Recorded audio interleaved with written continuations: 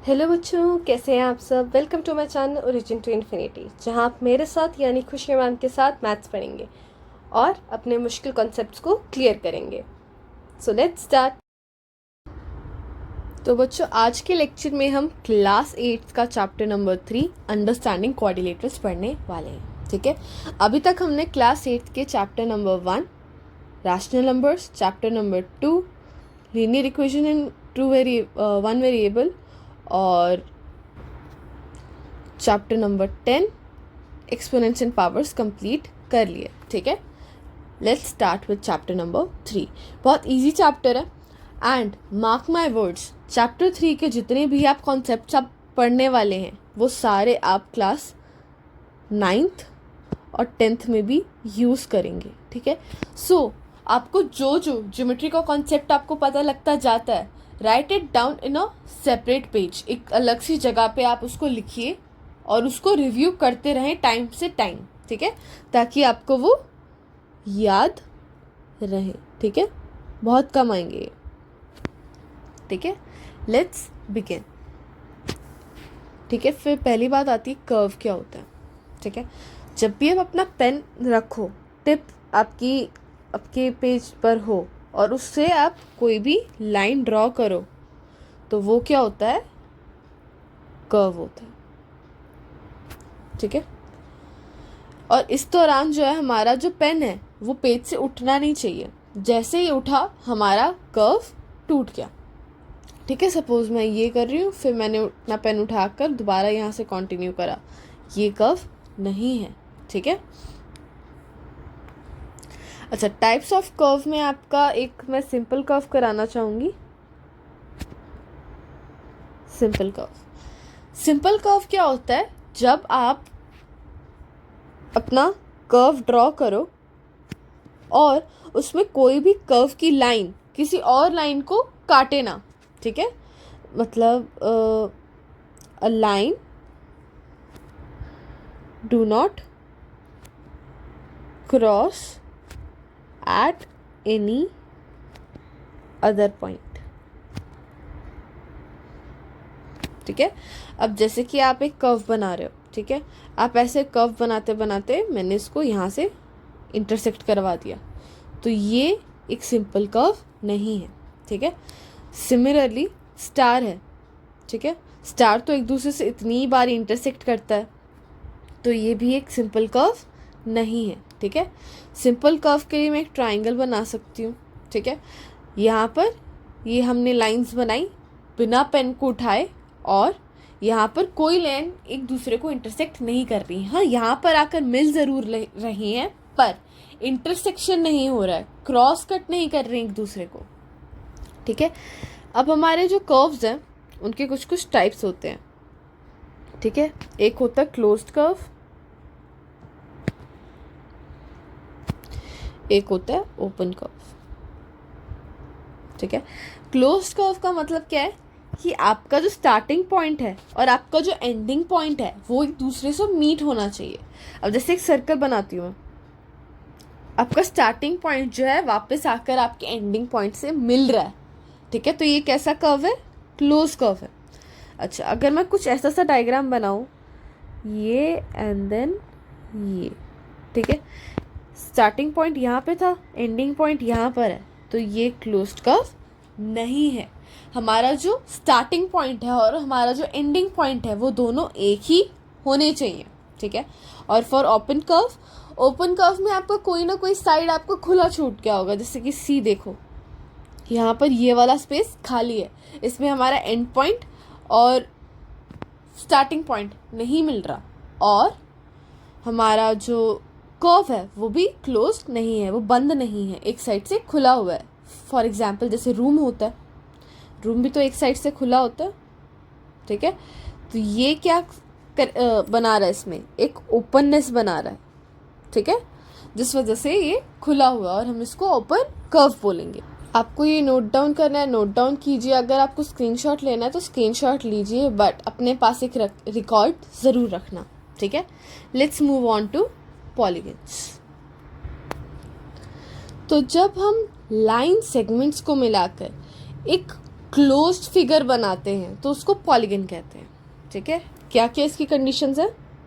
Line segments होने चाहिए। ठीक है, हम इसमें सिर्फ स्ट्रेट लाइंस ही यूज़ कर सकते हैं। ठीक है, सिर्फ स्ट्रेट लाइन, कोई कर्व नहीं, कोई कुछ नहीं, सिर्फ स्ट्रेट लाइंस। अच्छा, स्ट्रेट लाइंस भी पता है एक टाइप की कर्व ही होती है, बट जैसे ये है बहुत इरेगुलर सी चीज़, वो नहीं यूज़ कर सकते हम यहाँ।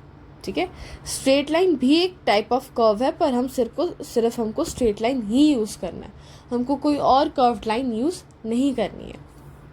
ठीक है, सेकंड, हमारा फिगर कैसा होना चाहिए? Closed figure. ठीक है, फॉर एग्जाम्पल मैंने इसको बनाने में सिर्फ स्ट्रेट लाइंस यूज़ करी। ठीक है, और ये क्लोज्ड फिगर है, तो ये क्या बोला हमने? पॉलीगन बोला।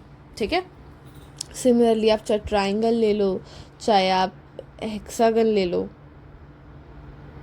ठीक है, सर्कल जो है वो एक पॉलीगन नहीं है, क्योंकि उसमें स्ट्रेट लाइंस नहीं यूज हो रही। ठीक है, ये आपका था बेसिक पॉलीगन की डेफिनेशन, क्या होता है पॉलीगन और क्या क्या होता है उसमें। ठीक है, नाउ टाइप्स ऑफ पॉलीगन। तो अगर एक पॉलीगन की 3 साइड हो, ठीक है, तो वो पॉलीगन बोला जाता है ट्रायंगल। ठीक है, अगर एक पॉलीगन की 4 साइड हो, ठीक है, तो उसको बोलते हैं हम क्वाड्रिलेटरल। क्वाड्रिलेटरल्स के बारे में ही हम इस चैप्टर में पढ़ने वाले हैं। ठीक है, 3 साइड के ट्राइंगल का मतलब क्या है कि कोई भी 3 लाइंस हो, उनका मेजरमेंट कुछ भी हो, कुछ भी, लाइक मैं कुछ ऐसा सा बनाऊं या फिर ऐसा सा बनाऊं, पर हैं 3 साइड, तो ये क्या कहलाएगा? ट्राइंगल ही कहलाएगा। सिमिलरली क्वाड्रिलेटरल, 4 साइड्स किसी भी मेजरमेंट की हो, किसी भी एंगल पे लगी हो, पर 4 साइड्स आर क्लोज्ड है, तो वही क्वाड्रिलेटरल फॉर्म करेंगी। ठीक है, अच्छा 5 साइड का हो तो पेंटागन, 6 साइड्स का हो तो हेक्सागन, 7 साइड्स का हो तो हेप्टागन। कईयों के स्कूल्स में सेप्टागन भी कराया गया होगा। ठीक है, so refer to whatever your teacher टॉ। ठीक है, दोनों का मतलब सेम ही है। ठीक है, आप इन दोनों में से कोई भी यूज़ कर सकते हैं। 8 साइड्स वाला ऑक्टागन, 9 साइड्स वाला नोनागन। ठीक है, फॉर रेफरेंस की कौन सी शेप कैसी दिखती है बनने के बाद आप गूगल भी कर सकते हैं, या फिर मैं डिस्क्रिप्शन में एक फ़ोटो का लिंक शेयर कर देती हूँ आपसे, डू विजिट दैट। ठीक है, आपको एक आइडिया मिल जाएगा कि कैसे एक शेप में 8 साइड्स या फिर 9 साइड्स लग पा रही हैं। ठीक है, you can take a screenshot of this thing. ठीक है, वैसे तो 10 साइड्स भी होती हैं, उसको डेकागन बोला जाता है। ठीक है, बट आई थिंक आपके लिए 9 साइड्स तक का काफ़ी है। ठीक है, अब पॉलीगन हमारे आगे 2 टाइप के हैं। ठीक है, एक है कन्वेक्स पॉलीगन और एक है कनकेव पॉलीगन। ठीक है, तो इधर ना इनके नाम से ही समझो। ठीक है, कन दोनों में एक है। ठीक है, केव और वेक्स अलग है। अच्छा, केव को हम का मतलब होता है गुफा। ठीक है, गुफा क्या होती है? अंदर की तरफ कार्व्ड होती है पहाड़ में या फिर कोई भी जगह हो। ठीक है, ऐसे से उसका अंदर की तरफ खुली होती है वो।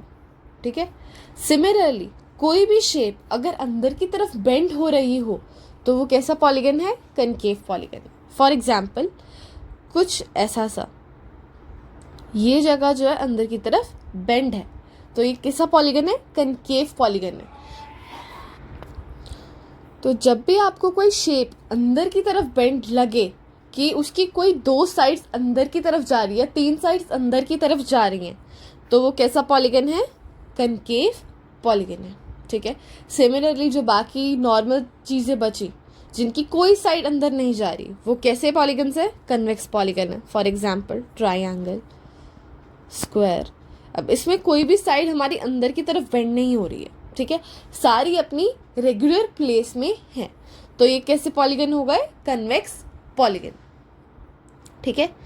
Let's move on to next topic which is regular polygon and irregular polygon, ठीक है। रेगुलर पॉलीगन का मतलब क्या है कि इसमें सारी साइड्स जो हैं हमारी इक्वल रहेंगी। For example if we are talking about regular pentagon. अच्छा, अभी हमने पढ़ा कि पेंटागन में 5 साइड्स होती हैं। इसका मतलब क्या है कि उसकी जो 5 साइड्स हैं उन सबका मेजरमेंट सेम ही होगा। फॉर एग्जाम्पल अगर मैंने ये पेंटागन का फर्स्ट साइड बनाया ऑफ अप्रॉक्स 2 सेंटीमीटर, तो मैं ये वाला साइड भी 2 सेंटीमीटर का बनाऊंगी, ये वाला साइड भी 2 सेंटीमीटर का बनाऊंगी, ये वाला भी, एंड लास्ट साइड भी 2 सेंटीमीटर का ही होगा, ठीक है। इसमें सारी साइड्स जो होती है वो एक दूसरे से बराबर होती हैं, ठीक है, कोई इरेगुलरिटी नहीं होती। आपने कोई मेजरमेंट चूज़ करा एंड सपोज आपको मेजरमेंट नहीं भी गिवन, तब भी आपको पता होना चाहिए कि सारी साइड्स का मेजरमेंट इक्वल ही होगा, चाहे ये एक्स की हो, ये भी एक्स की हो, ये भी एक्स की हो, ये भी एक्स मेजरमेंट कुछ भी हो तो सबका वही मेजरमेंट होगा। इरेगुलर में इरेगुलरिटी होती है, जो साइड्स है वो इक्वल नहीं होती, ठीक है। फॉर एग्जाम्पल अब पेंटागन का ही लेते हैं, एक साइड बड़ी ले ली, एक साइड छोटी ले ली, एक साइड छोटी, 3 हो गई, 4 एंड 5, ये एक इरेगुलर पॉलीगन है, ठीक है। और से इरेगुलर पेंटागन, ठीक है। इसके अंदर अगर मैं मेजरमेंट 5 देखूँ, हो सकता है ये 5 सेंटीमीटर का हो, ये 2 सेंटीमीटर का हो, ये 2.5 सेंटीमीटर का हो, ये हमारा 3 सेंटीमीटर का हो, ये हमारा 1.5 सेंटीमीटर का हो, ठीक है। तो हर साइड एक दूसरे से अलग है, एंड इवन अगर 2 साइड्स एक दूसरे से बराबर भी हो जाती हैं तब भी वो इसको रेगुलर नहीं बनाता। रेगुलर होने के लिए सारी साइड्स का इक्वल होना इम्पॉर्टेंट होता है, ठीक है। आई होप आपको आज के कॉन्सेप्ट समझ आए होंगे। कर्व क्या होता है, सिंपल कर्व क्या होता है, क्लोज्ड कर्व क्या होता है, ओपन कर्व क्या होता है, देन पॉलीगन क्या होता है, टाइप्स ऑफ पॉलीगन क्या होता है, कन्वेक्स पॉलीगन और कनकेव पॉलीगन क्या होता है, then irregular and regular polygon, ठीक है। इन्हीं से रिलेटेड है हमारी एक्सरसाइज 3.1, ठीक है। Let's start working on it. अच्छा, तो क्वेश्चन 1 कहता है कि आपको ना कुछ ड्राइंग्स दे रखे हैं, कुछ फिगर्स दे रखे हैं, और आपको उनको इन टर्म्स में क्लासिफाई करना है कि अगर सिंपल कर्व है तो कौन सा है, सिंपल क्लोज्ड कर्व है तो कौन सा है, पॉलीगन है तो कौन सा है, ये सब आपको बताना है, ठीक है। तो let's start with simple curve. अच्छा, सिंपल कर्व था क्या?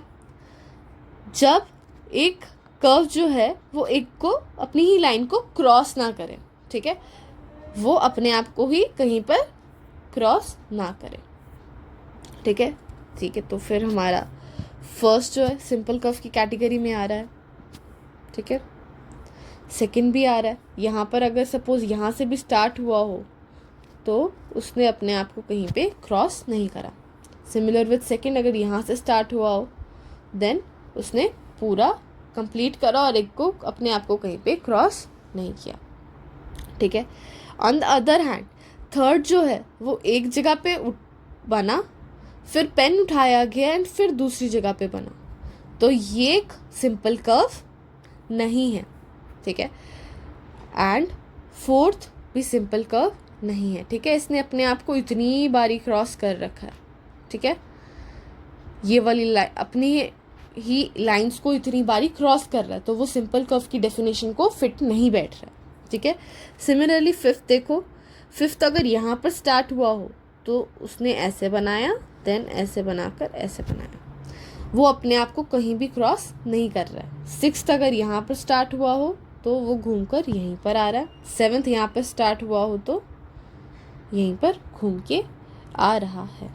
अच्छा, एट्थ देखा जाए तो ये ऐसे फिर ऐसे, कहने की बात उसने अपनी एक पॉइंट को दोबारा से क्रॉस करा, ठीक है, तो ये भी एक सिंपल कर्व नहीं है।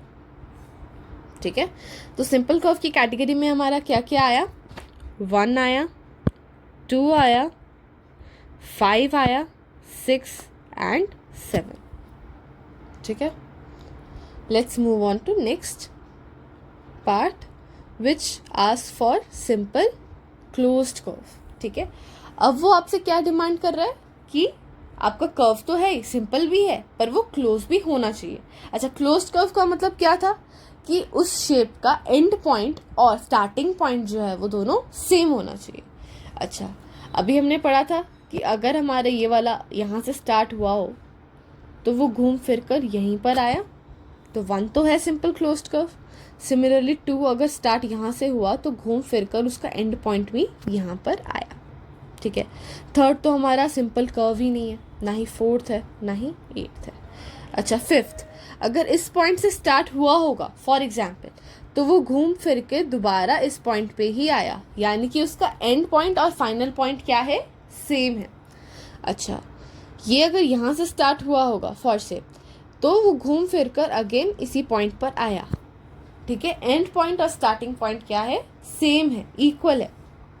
ठीक है, 7th का ये अगर ये वाला पॉइंट यहाँ से स्टार्ट हुआ होगा तो घूम फिर कर अगेन ये वाला पॉइंट। ठीक है, तो क्या क्या है, 1, 2, 5, 6 एंड 7। ठीक है, अब 3rd पार्ट वो हमसे पूछ रहा है पॉलीगन क्या होता है, इनमें से पॉलीगन कौन कौन से हैं।